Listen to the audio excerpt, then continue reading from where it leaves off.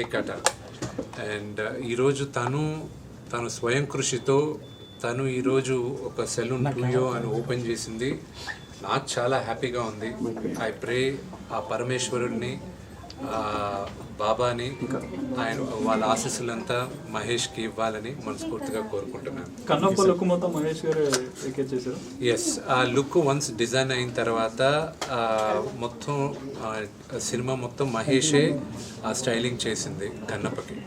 So నేను నమ్మి ఇంత పెద్ద సినిమా అతని చేతుల్లో అతను స్టైలింగ్ చేశాడంటే so you have to be confident. నాకే కాదు, అక్కడ చాలామంది నటీనటులకి మనం హెయిర్ పీసెస్ వాడాం.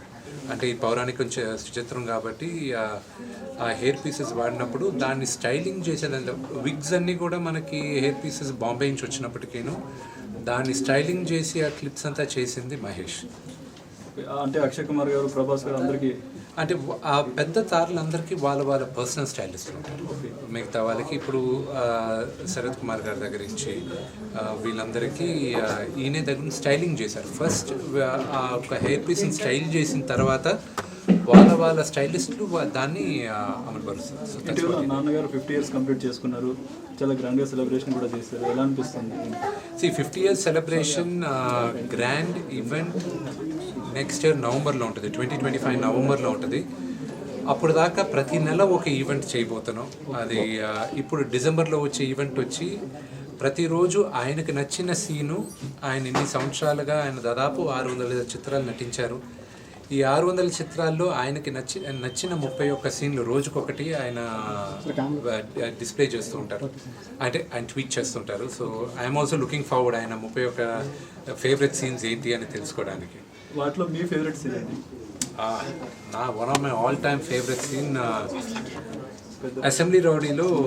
చాలామంది పెద్దరాయుడు అంటారు కానీ పెద్దరాయుడు కన్నా ముందు నాకు అసెంబ్లీ రౌడీలో భాష సీన్ ఒకటి, రెండోది రాయలసీమ రామన్న చౌదరిలో దేవుడి గురించి మాట్లాడతారు ఆయన. మొత్తం ఆ దేవుడిని ఎందుకు మొక్కాలి అనేది, స్నేహం గురించి చెప్పేసి those are my favourite scenes all time. నల్లుడు గారు అలా చెప్పుకుంటూ వెళ్తే టైం సరిపోతుంది. Kannappa next year March 25th రాబోతుంది, ఏప్రిల్ 25th రాబోతుంది. సమ్మర్లో మీకు మరి ఏ సినిమా పోటీకి రాదని అనుకుంటున్నారు? ఈరోజు ప్రతి నిర్మాతతోనూ మాట్లాడి మేమందరం ఇంత భారీ బడ్జెట్ సినిమాలందరూ ఒకరొకరు మాట్లాడుకొని స్పేస్ ఇచ్చి చేయడం జరుగుతుంది. అలాగే చాలామందితో చర్చించి ఇనిషియల్గా ఆగస్ట్లో రిలీజ్ అవ్వాల్సింది డిసెంబర్కి షిఫ్ట్ అవ్వడం, ప్రొడ్యూసర్స్తో మాట్లాడి జరిగింది. ఇప్పుడు మాకు విఎఫ్ఎక్స్ ఈ సినిమాలో చాలా నేర్చుకుంటున్నాను. అంత ఈజీగా అవ్వట్లేదు పోస్ట్ ప్రొడక్షన్ ఇదంతా. సో ఎందుకు డిసెంబర్లో రిలీజ్ చేయలేదని ఎవరు అడగరు. ఒక మంచి చిత్రాన్ని కోసం జనాలకి అందించాలన్న ఉద్దేశంతో మేమందరం వెయిట్ చేసి ఏప్రిల్ అయితే కంఫర్టబుల్గా మేము అనుకున్న రీతిలో రిలీజ్ చేయగలం అన్న ఉద్దేశంతో ఏప్రిల్ 25th. డిసెంబర్లో పుష్ప వస్తుందని అంటే ఒరిజినల్గా అది ఒరిజినల్గా మీకు త్వరలో తెలియపోతుంది. వాళ్ళ డిస్ట్రిబ్యూటర్స్ మా డిస్ట్రిబ్యూటర్స్ ఒక్కరే. సో ఆటోమేటిక్గా ఒక్క తెలుగులోనే కాదు మేము రిలీజ్ చేయాలనుకునేది, ఆల్ ఇండియా రిలీజ్ చేయాలి. సో అన్ని భాషలు ఇంపార్టెంటే మాకు. నాకు మేజర్ సీక్వెన్స్ ఒకటి ప్యారిస్లో జరుగుతుంది. ఆ సీక్వెన్స్ రావడానికి డిసెంబర్ ఎండ్ అవుతుంది.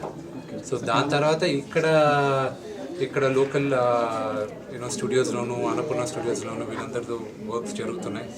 బ్యాక్గ్రౌండ్ స్కోర్ జరగాలి. దాని గురించి tick talk. Pan India movie అంటున్నారు, ఇప్పుడు గేమ్ చేంజర్, పుష్ప అన్ని పాన్ ఇండియా వైడ్గా ప్రమోషన్ చేస్తున్నారు. ఈరోజు మనం 2 year కోసం ఓపెనింగ్కి వచ్చాము. పరమేశ్వరుడే చూసుకుంటాడు. Thank you sir.